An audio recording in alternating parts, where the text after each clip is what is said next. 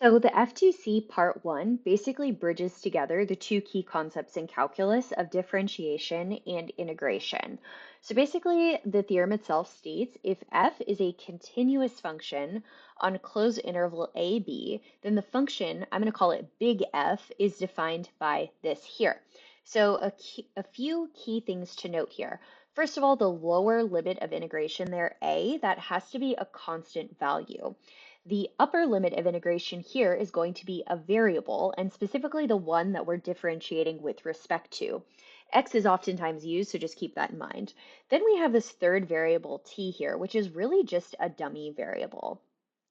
Another thing to note, x has to be the endpoints of a and b, which again, remember, f has to be continuous from a to b, and basically x just has to be in between those two numbers. And so to kind of sum it up here, basically what FTC Part 1 tells us is that if we take the derivative of the integral, we end up back with our original function f of x. So let's just look at a quick example down here. So let's just say we have big F of f equals the integral from 1 to x of t cubed dt. Basically, by the FTC Part 1, we can then conclude that this is just equal to f of x, which if we just plugged in x here, right, we would just get x cubed. So that's how we get that there. Of course, you could do it the long way. You could take the integral, but that's kind of the shortcutted way. Next thing you need to know is the chain rule extension. So let's just talk about that quickly.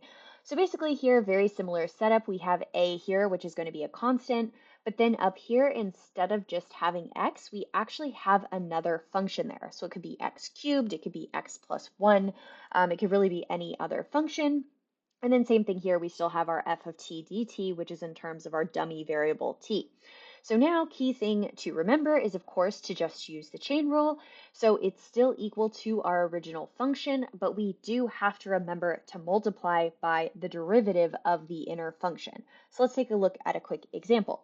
So again, if we move down here, let's just say we have big G of x equals the integral from 0 to x squared sine t dt.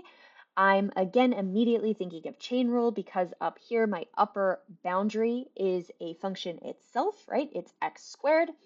And so then when I perform this, I'm going to not only just plug in my upper boundary here, I'm also going to multiply by its derivative, which is 2x. So that's how I get this 2x times sine of x squared.